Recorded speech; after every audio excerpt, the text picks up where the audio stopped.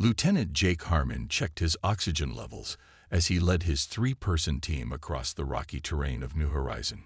The red dust kicked up around their boots with each step. The newly established human colony stretched behind them, its domed buildings shining in the alien sunlight. "Keep your eyes open," Jake said into his helmet mic. "Command picked up some strange readings in this sector." "Probably just more of those six-legged lizards," said Corporal Samantha Wright, sweeping her scanner across the horizon. "Nothing exciting ever happens on patrol." Private First Class Derek Miller nodded in agreement. 3 months on this rock, and the most dangerous thing we've faced is boredom. Specialist Eric Norris, the team's science officer, suddenly stopped walking. "Wait, I'm getting something. Not animal. These readings suggest technology, advanced technology." Jake raised his hand, signaling the team to halt. "Position. Ridge ahead, sir, moving toward us." The team crouched behind a cluster of red boulders, weapons ready but not raised. First contact protocol was clear. Show caution, but not aggression. The ridge shimmered as if the air itself was bending. Then they appeared.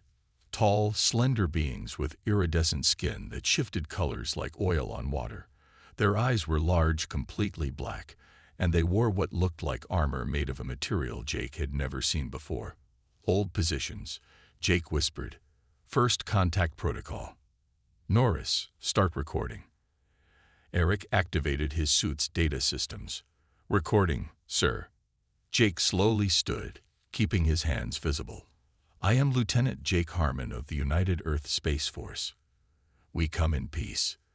The aliens stared at them silently. Then one stepped forward, taller than the others, with skin that pulsed deeper colors. "We are Exirtal," the alien said in perfect English, clearly using some kind of translation device. "I am High Commander Zextar. You are trespassing." Jake kept his voice calm.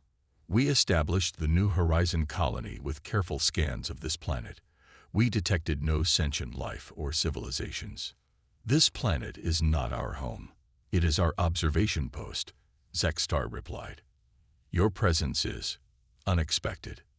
Over the next several hours, Jake's team and the Exirtal established basic diplomatic protocols. The aliens seemed particularly interested in human social structures. Jake noticed they treated some of their own with obvious contempt.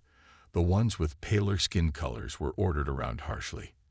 "We will perform a cultural exchange," Zextar announced finally, "to understand each other better." Base Command approved the exchange, and soon Jake's team was following the Exirtal to their hidden base, a massive structure that had somehow remained undetected by human scanners. During the ceremony, Jake noticed one of the paler Exirtal collapse to the floor. None of the other aliens moved to help. "That one is failing." "Ignore it," Zextar said dismissively. Jake's medical training kicked in. He rushed to the fallen alien's side. "This individual needs help." The room went silent. The Exirtal all turned to stare at Jake. "You touch a worker caste." Zextar's voice was cold. "This is grave insult. Workers who fail are replaced, not aided." "I'm just trying to help," Jake said, checking the alien's vital signs as best he could. "Where I come from, we don't leave anyone suffering." Zextar made a sharp gesture. "Humans do not understand our ways. This exchange is terminated." Everything happened fast after that. The Exirtal guards surrounded Jake's team, weapons drawn. Samantha fired a warning shot. Eric tried to call for backup. Derek moved to protect Jake. "You have violated our most sacred caste laws," Zextar announced. "You will be taken for study to understand this flaw in human thinking." Jake's last transmission to New Horizon was cut short as something hit him from behind. His vision blurred, and he saw his team members falling beside him. His final thought before darkness took him was that he should have been more careful. The first contact had gone very wrong, all because he couldn't ignore someone who needed help. Captain Lisa Powell stared at the report on her screen, then slammed her fist on the desk. 4 Marines missing after first contact with an unknown alien species. This was a nightmare. "Play the last transmission again," she ordered. The holographic display flickered to life, showing Lieutenant Jake Harmon's face. His voice came through with bursts of static. "Alien species calls themselves Exertal. Seem advanced. Rigid social hierarchy.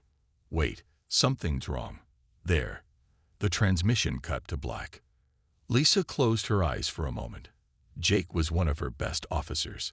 Smart, kind, always putting others first. Now he and his team were gone. "Captain," her communications officer called from the doorway. "The Exertal are hailing us." In the communications room of the UNSC Valiant, Lisa watched as the alien commander's image appeared on screen. The iridescent skin of the Exertal shifted through shades of blue and purple. "I am High Commander Zextar of the Exertal Dominion," the alien said. "Your soldiers violated our sacred laws. They are now subjects for study." Lisa kept her voice steady despite her anger. "We weren't aware of your laws. This was a misunderstanding. We request the immediate return of our people." The alien's black eyes showed no emotion. "That is not possible. However, we offer something better. My scientists are interested in human biology and social structure. Your 4 soldiers will provide valuable data. In exchange, we offer trade agreements. Technology beyond your current capabilities. You want to experiment on our people." Lisa couldn't hide her disgust. "It is a fair exchange," Zextar replied. 4 specimens for technology that will advance your species by centuries." "They're not specimens. They're people." The alien tilted its head. "Curious. When members of our lower castes are captured or lost, we do not attempt retrieval. It is inefficient. The strong survive, the weak do not. This is the natural order." "Not for humans," Lisa said firmly. "Consider our offer. We will contact you in one of your Earth days for your answer." The screen went black. Lisa walked quickly to her office, where Commander John Baker was waiting. John had served with Jake for years before being assigned to the Valiant. "You heard?" she asked. John nodded, his face grim. "They want to dissect our people while we get rich off their technology. Bastards." Lisa checked that the door was closed and activated a signal jammer. "Listen carefully, John. Central Command might accept this deal. The political pressure will be enormous. Advanced alien tech in exchange for 4 soldiers. Some will call that a bargain." "You can't be serious," John said, standing up sharply. "I'm not," Lisa assured him. "But we need to be prepared for the possibility that our orders will be to stand down." John lowered his voice. "And if those are our orders," Lisa looked him directly in the eyes, "then we'll have to disobey them. You're talking about risking your career, maybe even treason." "I'm talking about not abandoning our people," Lisa replied. "Jake and his team would do the same for us." John smiled for the first time since the news broke. "Where do we start?" "Unofficially, start putting together a team. Volunteers only. Make it clear this will be off the books and high risk." "And officially?" Lisa turned to her computer. "Officially, I'm drafting a strongly worded diplomatic response while waiting for orders from Central Command." As John left the office, Lisa looked at the personnel files of the missing Marines. Lieutenant Jake Harmon, Corporal Samantha Wright, Private First Class Derek Miller, Specialist Eric Norris. "We're coming for you," she whispered. "Humans don't leave their own behind." Outside, John was already making a list of people he could trust. People who would risk everything to save their fellow Marines, no matter what Central Command decided. The Exertal were about to learn an important lesson about humanity. Commander John Baker stood in the small hidden room aboard the UNSC Valiant. 4 people sat before him, each chosen carefully for their skills and their loyalty. "I'll be direct," John said. 4 of our people are being held by the Exertal. Command might decide to leave them there in exchange for alien technology. I'm not willing to accept that. Captain Powell isn't either." He paused, looking at each face. "This mission is completely unofficial. If we're caught, we'll face court-martial. If you want to leave now, no one will think less of you. No one moved. Good, John nodded. Let me introduce everyone. Sergeant Kelly Martinez, Stealth Operations Specialist. A woman with short black hair nodded. Her dark eyes missed nothing. Corporal Ryan Turner, Combat Medic. A stocky man with steady hands raised 2 fingers in greeting. Lieutenant Ashley Howard, Tactical Officer. A tall woman with red hair tied back in a tight bun gave a serious nod. And Chief Engineer Frank Garcia, a broad-shouldered man with a thick mustache, smiled. I hear we need some special toys for this party. John brought up a holographic display. This is what we know about the Exertal. Not much. Their base is on the smaller moon of their home planet. Their technology is about 50 years ahead of ours. Their society is divided into strict castes. Ashley leaned forward. What about their security systems? Unknown, John admitted. But Frank has been working on something. Frank stood up and placed a small disk on the table. This is an experimental EMP device. It should disable their tech temporarily without hurting them biologically. But we've never tested it on alien technology. Kelly picked up the disk, examining it. How close do we need to get? Too close, Frank said. About 20 meters. Ryan frowned. And how do we find our people once we're inside? John brought up another image. Before Lieutenant Harmon's team was captured, they sent back basic scans of the Exertal. Their bodies give off a unique heat signature. Human heat signatures will stand out inside their facility. For the next 6 hours, they planned. Captain Powell joined them briefly, providing information while maintaining plausible deniability. Central Command will give their answer to the Exertal tomorrow, she told them. You need to be gone before then. After she left, Frank unveiled their transportation, a modified stealth shuttle. I've adjusted the heat shields, he explained. It won't register on their scanners if we approach from the shadow side of the moon. Ashley worked on tactical scenarios using the limited information they had. Their case system might work in our favor, she said. Lower castes might be less loyal to leadership. Kelly practiced with the EMP device while Ryan prepared medical kits designed specifically for each missing team member. Harmon has that heart condition, Ryan reminded them. If they've been experimenting on him, he might need immediate attention. As night cycle began on the ship, John led them to the shuttle bay. Captain Powell wasn't there. She couldn't be. But she had left the bay conspicuously understaffed. One last chance to back out, John said as they prepared to board. Kelly checked her weapons. My sister was saved by Jake Harmon during the Europa mission. I'm in. Ryan nodded. Derek Miller is my friend. I'm not leaving him there. The 4 of them would do it for us, Ashley added simply. Frank patted the shuttle. Besides, I want to see if this beauty works as well as I think it will. John smiled for the first time in days. Then let's go get our people. The shuttle slipped out of the bay, its engines nearly silent. As they accelerated away from the Valiant toward the Exertal home system, John thought about what Captain Powell had said earlier. The Exertal think it's logical to abandon their captured people, she had told him.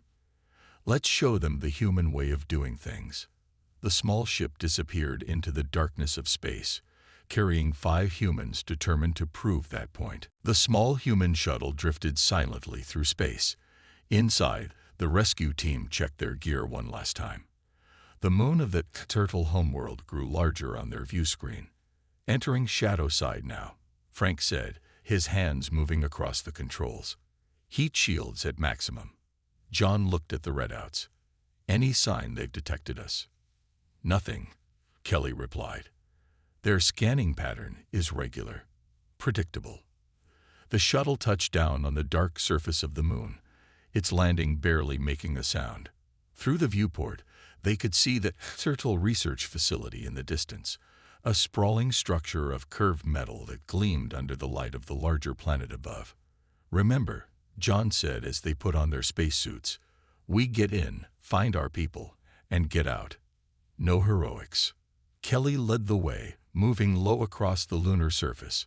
She had studied the patrol patterns for hours and knew exactly when to move and when to hide. When they reached the facility's outer wall, she activated a scanner. 3 guards inside this entrance. Regular rotation every 15 minutes. Ashley nodded. Just like the simulations we ran.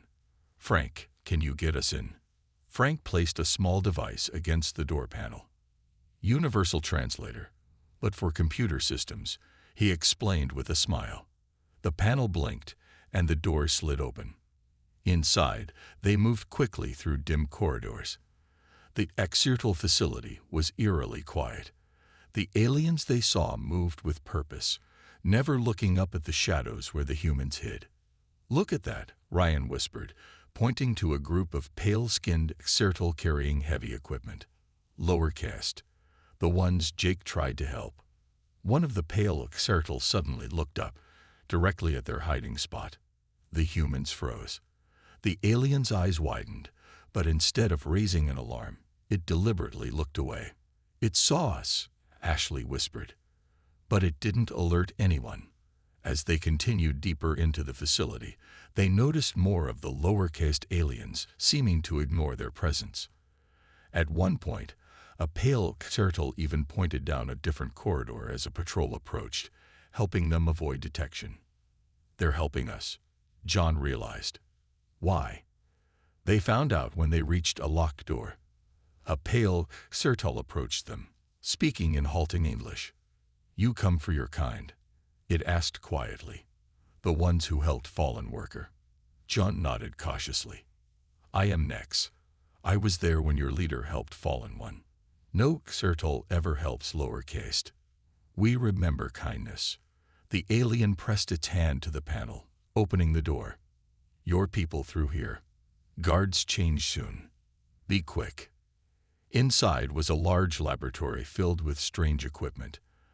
And there, strapped to examination tables, were the 4 missing Marines. Ryan rushed to check their vitals.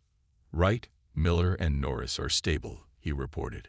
"Sedated but not seriously injured." "And Harmon?" John asked, moving to Jake's side. Ryan's face darkened as he checked the lieutenant. "They've been experimenting on him extensively. Heart rate irregular. We need to move him carefully." As they began freeing the captives, alarms suddenly blared throughout the facility. "That's not supposed to happen for another 5 minutes, Kelly said, checking her watch.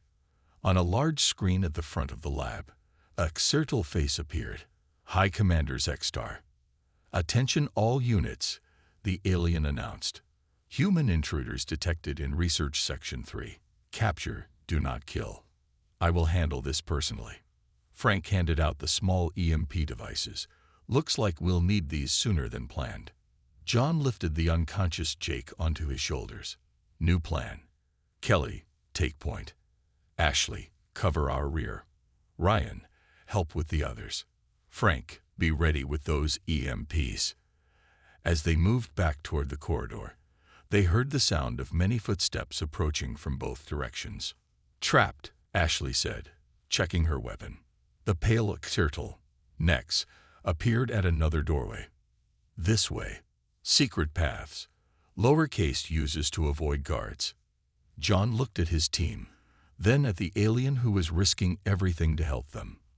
"Lead the way, Nex," he said. "And thank you." Nex led the humans through narrow passages hidden within the walls of the main facility. These secret tunnels were dimly lit and dusty, clearly not meant for the higher castes of exertal society. "Worker paths," Nex explained quietly. "High castes never come here. Too dirty." John carried Lieutenant Harmon over his shoulder, careful not to jostle them. Ryan helped support Corporal Wright, who was beginning to wake up. Frank and Ashley carried Miller and Norris between them. "How much farther?" John asked. "Not far to exit," Nex replied. "But guards will search everywhere now." Ashley looked back the way they had come. "We need a diversion."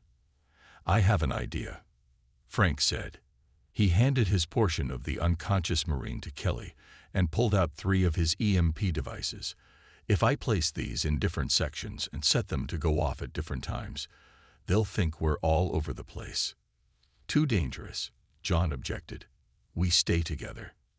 Actually, Ashley interrupted. Tactically, it makes sense. They'll divide their forces. John hesitated, then nodded. Be quick. Meet us at the exit point. Frank disappeared down a side tunnel with Nex, who showed him where to place the devices for maximum confusion. The rest of the team continued on. Ryan noticed Samantha Wright was now fully awake. Welcome back, he said with a smile. What happened? She asked weakly. We came to get you, Ryan replied simply. Rescue mission. Samantha looked surprised. Command approved this. John gave a short laugh. Not exactly. They reached a junction where the tunnel widened. Suddenly, the wall beside them exploded inward. Through the dust and debris stepped High Commander Zexstar with 4 armed guards. Humans, Zexstar said coldly. Your determination is impressive but futile. Kelly moved quickly, pushing past John to stand between the group and the aliens. She raised her weapon. Back off. We're leaving with our people. Your loyalty to these failed specimens is illogical, Zexstar said. They were captured. They are weak. Why risk yourselves? Because that's what humans do, John replied, still holding Jake. We don't measure worth by strength alone. Zexstar made a dismissive gesture. Capture them all. The High Council will be interested in this defect in human thinking. The guards raised their weapons. Kelly fired first, hitting one in the shoulder. The others returned fire. A shot grazed Kelly's leg, causing her to stumble. Go, she shouted to the others. I'll hold them off. Not happening, John said firmly. He carefully handed Jake to Ashley. No one gets left behind. That's the whole point of this mission. At that moment, the first of Frank's EMP devices activated. The lights flickered and died. The Exertol weapons went dead in their hands. In the confusion, Ryan pulled Kelly to safety while John fired at the ceiling, causing part of it to collapse between them and the Exertol. That won't hold them long, John said. Move. They hurried through the darkened tunnels, following the path Nex had described. Kelly limped but refused help. I can make it, she insisted. They emerged into a larger chamber that led to an exit airlock. Frank and Nex were already there, waiting. The other EMPs will go off in sequence, Frank reported. They're chasing ghosts all over the facility. Good work, John said. He looked at Nex. You should come with us. They'll punish you for helping us. Nex shook his head. Others like me need to know. Need to see that different way is possible. That helping others is strength, not weakness. Suddenly, a group of armed Exertol burst into the chamber from another entrance. One fired before anyone could react. Kelly pushed John aside and took the blast directly in her chest. She collapsed to the floor. Kelly, Ryan shouted, rushing to her side. Her breathing was shallow, her pulse weak. Get them home, she whispered. We're all going home, John said firmly. He lifted her in his arms. All of us. The rest of the team formed a protective circle around John as he carried Kelly toward the airlock. Behind them, more Exertol forces were closing in from every direction. The airlock door was just 10 meters away. Frank worked frantically at the control panel, while Ashley and Ryan formed a defensive position. John held Kelly in his arms while also trying to keep Jake Harmon stable. The other rescued Marines were now awake but weak. Almost got it, Frank muttered as his fingers flew across the alien controls. Behind them, the sounds of Exertol troops grew louder. The second EMP had bought them time, but not much. Hurry, John urged.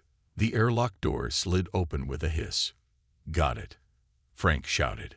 Just as they began moving toward the exit, High Commander Zexstar stepped through a side entrance. Alone this time. Commander Baker, the alien said, recognizing John from intelligence reports. I wish to understand. John paused, surprised by the calm tone. Kelly's breathing was growing more labored in his arms. We don't have time for this, Ashley warned, her weapon trained on Zextar. One question, the alien insisted. Why risk 9 lives to save 4? The calculation makes no sense.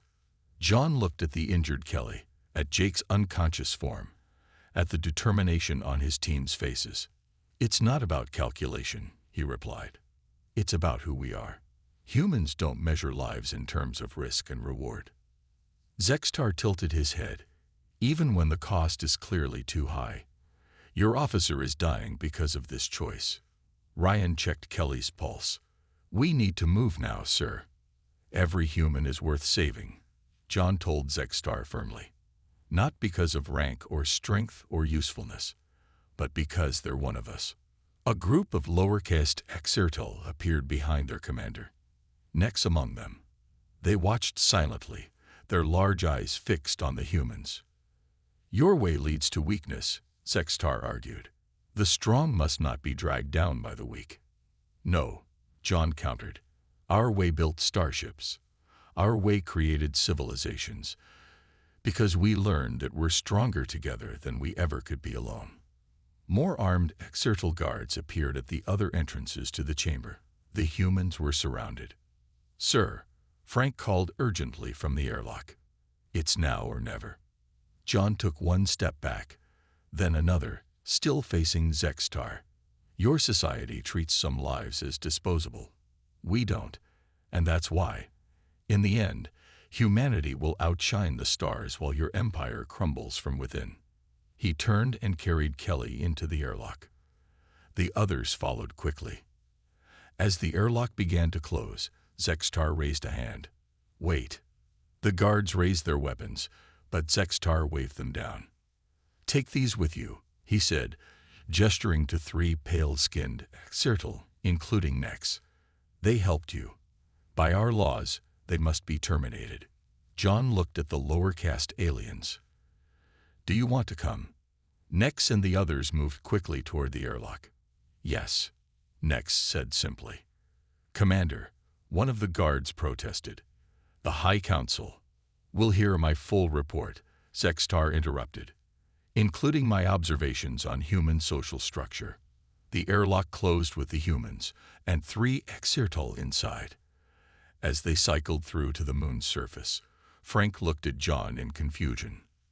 Why did he let us go? He's curious, John replied, carefully shifting Kelly's weight. Scientists usually are. They hurried across the lunar surface to their shuttle. Ryan immediately set up emergency medical equipment for Kelly and Jake. Will they make it? John asked. Ryan worked quickly, inserting IV lines. Kelly's lost a lot of blood. Jake's system is in shock from whatever they did to him. But they have a chance. As the shuttle lifted off from the moon's surface, they saw more Exertal ships launching. We've got company, Ashley warned from the pilot's seat. Can we outrun them? John asked. Frank checked the sensors. Not a chance. Their ships are faster. The Exertal vessels were closing rapidly when everyone on the shuttle saw it. The massive form of the UNSC Valiant, dropping out of hyperspace directly between them and their pursuers. Captain Lisa Powell's voice came through their comm system. This is Captain Powell to Rescue Shuttle. You are cleared for emergency docking. We'll handle the Exertal. John smiled for the first time in what felt like days. Looks like we're not the only ones who don't leave people behind. 3 weeks later, Lieutenant Jake Harmon opened his eyes in the medical bay of New Horizon Colony. The familiar white ceiling came into focus slowly. His body felt heavy, like he had been asleep for a very long time. Welcome back, a voice said beside him.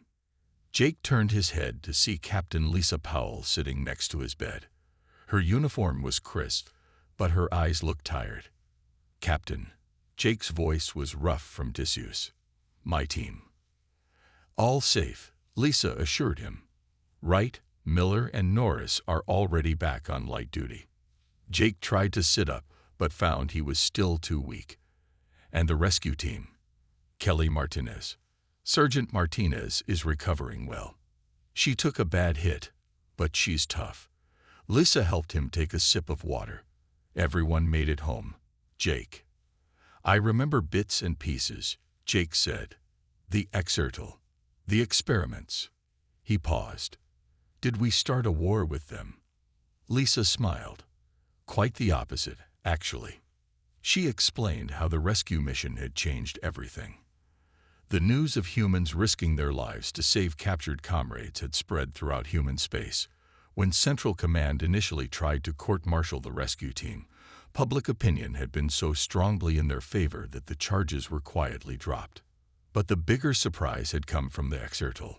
3 days after your rescue, High Commander Zextar requested a formal diplomatic meeting. Lisa told him.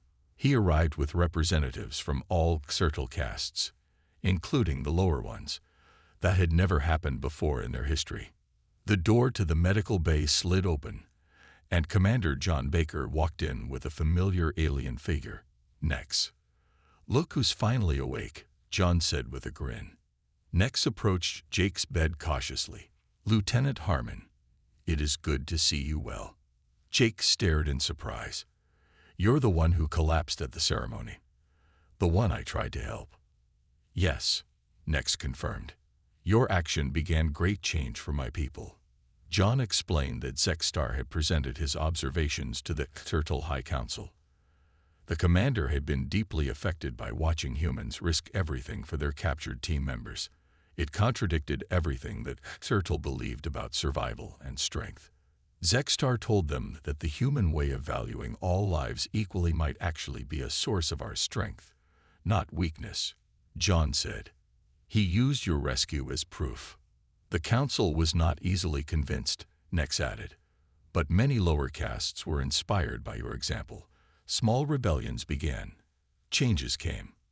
Now they're proposing a new alliance, Lisa continued, one based on mutual respect rather than their original offer. Jake shook his head in amazement. All this because we wouldn't leave our people behind. It's a powerful idea to those who've never experienced it, John replied. A nurse entered to check Jake's vitals, and the others prepared to leave to let him rest. Captain, Jake called as Lisa reached the door. Thank you for sending the rescue team. Lisa looked back with a small smile. Actually, I had to officially deny knowledge of their unauthorized mission. But you helped them anyway, Jake said. Of course I did, she replied. We don't leave our people behind. After they left, Jake looked out the window at the New Horizon colony. In the distance, he could see a new building under construction, the first Exertal embassy on human soil. A week later, Jake stood in his dress uniform beside Captain Powell as the official peace treaty was signed. High Commander Zextar, now the Exertal ambassador, signed for his people. Jake noticed how the ambassador treated all Exertal with respect now, regardless of caste. When the ceremony ended, Zextar approached Jake. Your human saying, never leave their own behind. We have adopted it, the alien told him. It will be the foundation of our new society. Jake nodded, still not entirely comfortable around the alien who had once authorized experiments on him. But he understood the importance of this moment. Sometimes, Jake said, the strongest chains are the ones that bind us together. Zextar's skin rippled with colors that Jake now recognized as agreement. Indeed, Lieutenant Harmon. Indeed.